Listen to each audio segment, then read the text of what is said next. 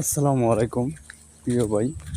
বৃষ্টি মোড়ে আমি আজকে একটি ভিডিও করার জন্য চেষ্টা করতেছি। একটি ভিডিও যে করব, ভিডিওটা করার উদ্দেশ্য একটি, এই যে দেখেন আইডিটা সিদ্দিকুর রহমান ভাই।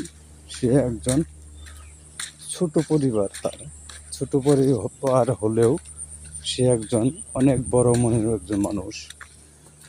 তার লাইভে আপনারা সকলে যুক্ত থাকবেন।